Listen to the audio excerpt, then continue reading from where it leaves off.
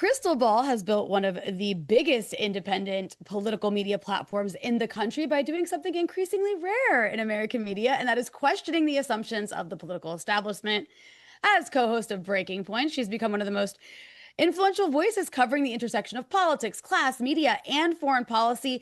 And there's no shortage of material right now. We're more than 100 days into a war the public never supported. The Democratic Party continues to battle its own progressive wing more aggressively than it even confronts Republicans. Elon Musk is on track to become the world's first trillionaire, and that's all happening while food insecurity continues to rise across the country. So we're thrilled to have her. Krystal, welcome to Breakthrough Live. Thank you for having me. It's a pleasure to be here. Well, it's so great to get to chat with you for a bit. I always love your takes and your political analysis. And I think a good place to start is this piece I saw recently, which kind of made my jaw drop. I'm not sure if you were able to take a look at the whole thing, but basically this is a piece in Axios, and it's about anti-Semitism in the Democratic Party. It's framed as this kind of concern about anti-Semitism, but the evidence, of course, seems to consist largely of people inside the party being uncomfortable with growing criticism of Israel and the changing public opinion on Palestine, and expressing these anxieties specifically about candidates who aren't reflexively pro-Israel. And to me, it kind of reads like this attempt to rehabilitate this certain kind of Democratic politician ahead of 2028, people like Josh Shapiro and JB Pritzker and Rahm Emanuel. So I'm curious, do you see these kinds of expressions of anxieties about, a genuine conversation about anti-Semitism? I'm totally being rhetorical there. Or is the charge increasingly being used to police dissent on Israel, but also other progressive policies and really marginalize the party's progressive wing? Yeah, obviously. I mean, they want to use liberal, genuine concern about bigotry and racism, which, everybody in the Democratic Party opposes, and try to use that to run cover for their agenda in favor of a genocidal apartheid state. It's as clear as day that that is what's happening. And it's bizarre, too, because, if you look at, there was a recent poll of American Jews that came out that said that increasing numbers of them also are in favor of not even the two-state solution, but of one binational state with equal rights, which, of course, is entirely consistent with classic liberal, democratic, small d democratic values. So it should be no surprise that the overwhelming majority of the Democratic base holds these views. And it gets also to Rania, one of the things that sort of drives me crazy in the media framing is there's all these articles about the divide in the Democratic Party over Israel. But there is no divide really among the Democratic Party base. And I've seen others point out that, you have more of a block in favor of, let's say, like banning all abortion rights in the Democratic Party than you do in favor of maintaining the status quo vis-a-vis Israel. The Democratic base is by and large united that this is disgusting, that we should not be shipping weapons. We should not continue the status quo. They should be held to account. They want politicians that are going to reject AIPAC money. It's as clear as day. The only divide is between some of the continued sort of sellout establishment Democratic electeds. And by the way, they're like, policy advisors and consultants and donors that surround them, and where the Democratic base is. So they're desperately trying to paper this over. They're desperately trying to appeal to liberal values by conflating anti-Zionism and anti-Semitism, which is a go-to tactic, but it just isn't going to work. Yeah, it's pretty wild because it's exactly as you said. It's not a divide even because I don't have the numbers with me, but I think the last thing I saw it was like an overwhelming majority of Democratic Party voters. It's like something around like 80% or something Mm-hmm. are against what Israel's doing in Gaza and that's actually doesn't even just apply to Democrats. The country as a whole is increasingly more sympathetic to Palestinians now than they are to Israelis, which is a total flip of what you saw before October 2023. Not at all surprising because we've all watched a live stream genocide on our phones for like the last 2.5 years. And I mean, it's crazy to watch, but I think one of the most prevalent examples right now that's getting a lot of attention is the way we're seeing someone like Graham Platner be treated. And, I know you covered this on your show, but there was all this controversy about Graham Platner. Maybe some of it's self-inflicted because he's a little messy. He's a little messy. He's a I think little he would messy. agree to that. Yeah. He's a little messy. However, I mean, he's also likely to win. Maine is kind of a weird place. and and also he appeals to a lot of people that the Democrats are always saying are so hard to appeal to, that sort of like middle class white man. That's who he's like. He actually is appealing to that, which is interesting. It's almost like if you really cared about winning, you would be excited about this guy, even if he's a little messy. But either way, he's likely to win despite facing these huge attacks. And I mean, a lot of them did come from Republicans and pro-Israel groups, but also from parts of the Democratic establishment who are so nervous about this guy winning a Senate seat. Do you think, I guess, are we seeing another example here of the political and media establishment treating really any candidate who genuinely threatens the status quo as just uniquely dangerous and trying to bury them? Yes. And look, Graham has acknowledged that he had a very difficult time after his military service, that he had a drinking problem, that he had these toxic relationships, that he said and did things that he is not proud of. He vehemently denies the allegations that came from Republican political operative that he ever put hands on anyone. And frankly, I think it's shameful that the New York Times printed these allegations from a Republican political operative who is a known fabricator that they could not corroborate in any regard. And there is no way, just to get to the double standard part of this, Rod, there is no way that a similar uncorroborated, politically motivated allegation against, let's say, a Chuck Schumer or let's say a Susan Collins would have been printed. Nor has there been the level of scrutiny on virtually any other candidate, certainly no establishment candidate, whether on the right or on the left, liberal or even the MAGA Republicans, that has been subjected to the same level of scrutiny. And so you may say, yeah, Graham is messy. There's a lot to dig into. But you know who's not messy? Zohran Mamdani has been like the squeakiest clean guy you could possibly imagine. Did that stop them from digging into writing all sorts of smear pieces about what his wife said when she was 14 years old online? No. You know who else is not messy? Abdul al-Sayed, who similarly is challenging the oligarchy and challenging the status quo on Israel. And the things that they have tried to smear him with, that supposedly he's not accomplished enough when he is an MD and a PhD, and that's not enough for you, and has been totally upfront about like what he does is not, norm like physician daily practice. No, it did not stop them from smearing him. So that shows you the sort of dirty tactics that they're using against those who threaten the powers that be. And it's not an accident, Rania, also, that the type of candidates who tend to be corporate bought and do the bidding of, big corporations, whether that's oil and gas, whether it's big pharma, et cetera, are the same type who also are the ones who take AIPAC money and toe the line, because effectively they're for sale, whether it's AIPAC, whether it's big pharma. That's why you see that type of politics coexisting typically in the same type of candidates, and why those who break from that are also able to break free on matters like Medicare for all, on matters like pushing for a Green New Deal. Yeah, there really is. I mean, what do they say, that Palestine is really like the canary in the coal mine? Like if you're that easily bought by this genocidal policy, these lobbies that support literal genocide, like who can't buy you at that point? Right. No, that's Zero. why. And that's why I get frustrated when people, oh, well, why do you care so much about this one issue? First of all, it's a genocide. And that's a pretty high priority for me as someone who aspires to be a moral actor in the world. That's going to catch my attention. It's a genocide that my tax dollars are going to fund and support and enable in every single way. That's number one. But number two, it really is this sort of moral litmus test for how are you going to behave? Are you going to be beholden to all of these interests, or are you going to actually act with a moral compass and on behalf of the people who you are supposed to represent? Yeah, absolutely. I love that. It's a moral litmus test. And speaking of moral litmus tests, I mean, you did this fantastic job, you and Ryan Grimm, in a recent interview with Jeremy Ben-Ami. I was like cheering out loud about liberal Zionism, because I mean, I think this has been always one of the most frustrating things, having covered this issue, is to see this like liberal Zionist attitude try to cover for Israel's like dirty fascism with language that appeals to liberals here, when it's like the antithesis of that. And you called it out so well. But one thing that really stands out to me right now is that AIPAC's brand has become so increasingly like toxic, as it should, on, the Democratic side of the aisle, especially among young people. You could even maybe say, like in right-wing circles, APAC it's just a toxic word. But because it's losing its legitimacy, these organizations like J Street like are sort of stepping in or maybe already have stepped in to try to occupy that middle ground. And Hmm. they still do these Israel trips. They're like kind of on board with some policies, maybe you and I would say, but they're still they haven't given up on Israel yet. And like we should still protect Israel and America should still support it.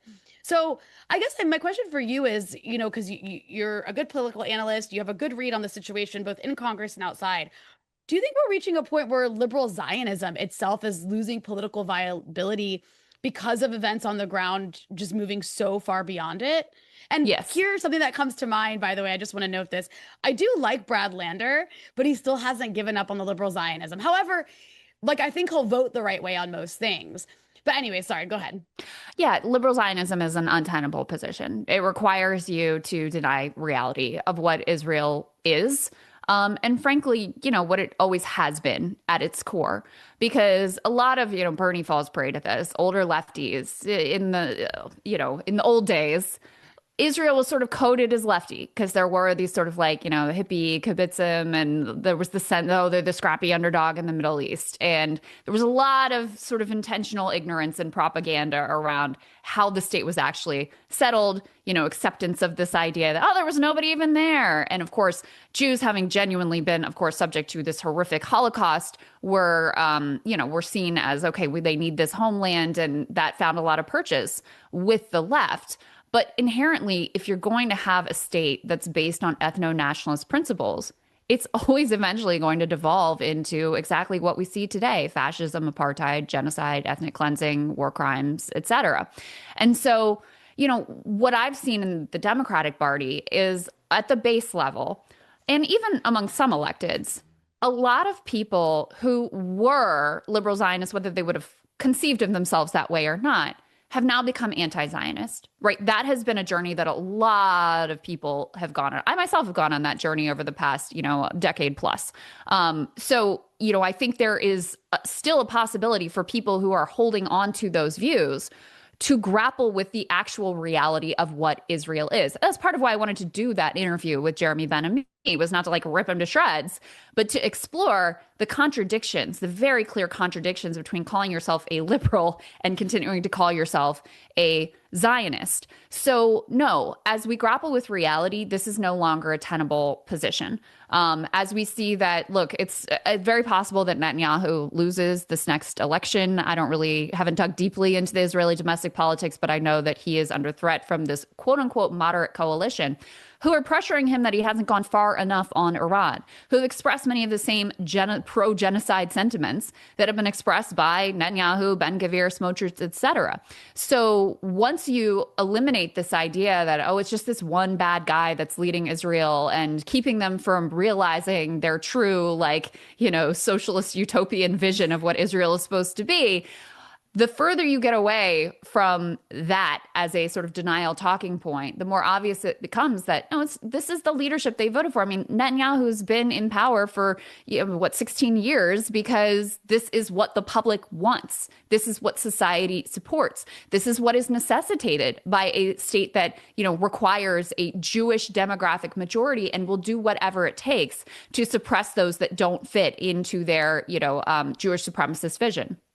Yeah, it's just come on, guys. Like I loved that you pointed out the contradiction and he was really like stuck. And I'm like, I hope you learned from this, Jeremy. Um, but bringing it to the broader issue of the Democratic Party, like we're living through this really insane moment. It's a moment of extraordinary inequality. I mentioned earlier, Elon Musk is projected to become the world's first trillionaire, which is just like an insane thing. Like, what does that even mean to be a trillionaire? But that's happening while food banks across the US are reporting record demand. You have millions of Americans struggling with housing and healthcare and the cost of living. At the same time, we're more than 100 days now into this insane war on Iran that Congress never authorized and that the vast majority of Americans never even supported, not before the war, not when it started, not now. I think it's maybe the most unpopular war in American history. But instead, you think right now, with all of that under a Republican administration. And I didn't even mention all the stuff that was happening with ICE. But you'd think that this would be like kind of the perfect political environment for Democrats to mount a serious opposition. But we haven't really seen that because they're more often interested in policing their own progressive wing. That's, that we talked about earlier with Graham Platner and other things, than in confronting this Republican power. And then on issues like Iran and Israel, many sometimes even attack Trump from the right, which is so insane. So I guess, why is this party so incapable of acting like a proper opposition party, even when the conditions in this country and public opinion appear to be on its side? I think there's a lot of reasons for that. I mean, certainly the money and the position is one of those reasons, right? The people who are in power now want to keep their power, and it works better. They don't mind being in the opposition, right? That's not a real threat to their sort of privileged position. But if you do have a takeover of the Democratic Party by candidates who are much more aligned with the base of the Democratic Party at this point, that is a threat to them and the skill set that they've developed. I mean, currently, to get into Democratic leadership, the skill set that you need is not that you have like a great program that people are bought into, that the base is excited about. It's how many donor contacts you have and how great you are at schmoozing and getting people to like part with their money, rich people to part with their money. That's a skill set that's rewarded. And so if you change that model, what Hakeem Jeffries is not really well equipped to have some sort of like grassroots, broad-based appeal. So it's a threat to him. And that's really what it comes down to. They're very myopic. Like they're thinking about, okay, first of all, how has the political system worked in the past? Second of all, who do I rely on in terms of funding my campaign or in terms of raising money from that I can distribute to others? That's really my source of power.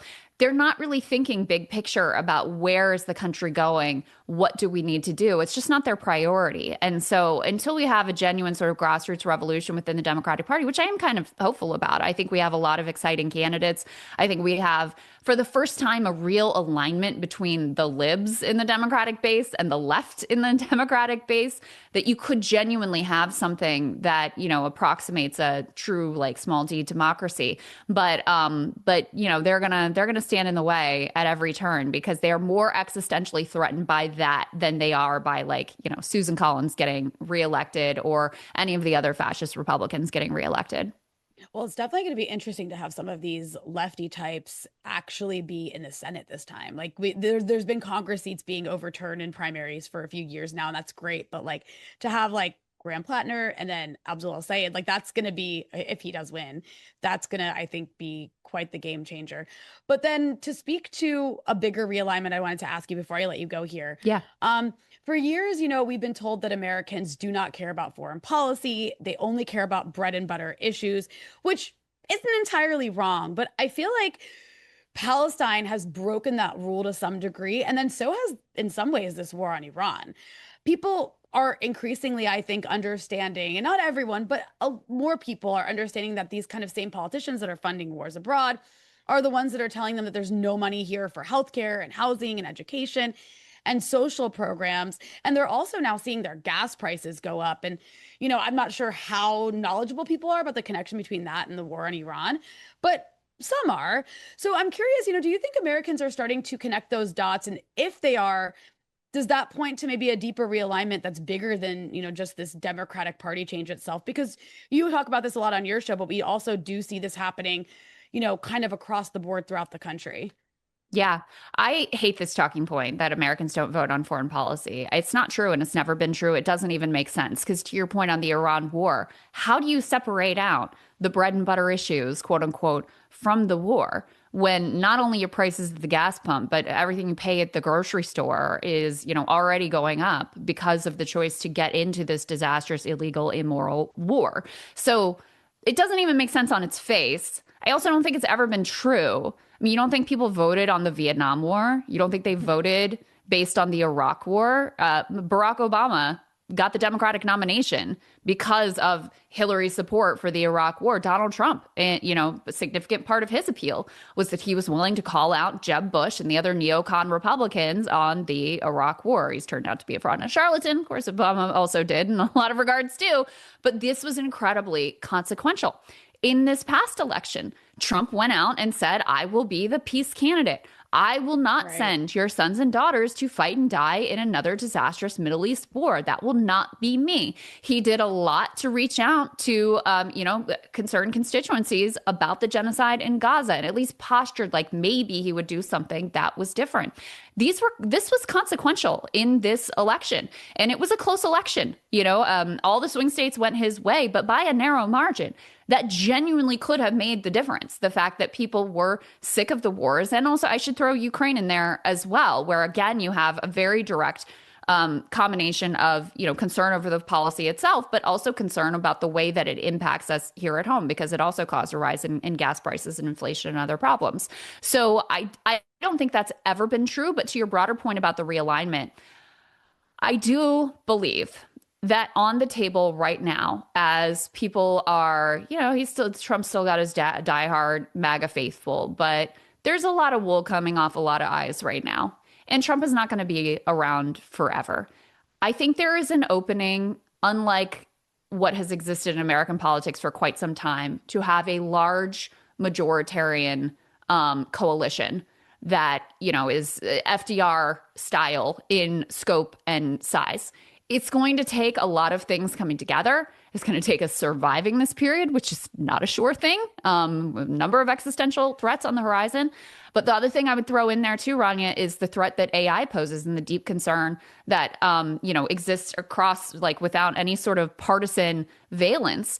And a coalition around how we're going to shape the future with AI is also there for the taking. So I do think there are some of the elements there that could completely reshape American politics and make it so that you do have a leader and a party and a coalition and a movement that has a large, large majority and is actually able to act. But it's obviously going to take a lot of things. It's going to take an extraordinary leader. I'm not sure I necessarily see who that leader is going to be. That doesn't mean that they don't emerge. But I think such things are possible right now. Yeah, one day at a time. We'll have to wait and see. But Yeah. Krystal, I really appreciate you giving us the time here. You're doing amazing work, and hopefully we can have you back on soon. Thank you so much. Same to you, Rania. Thank you so much. It's great to see you.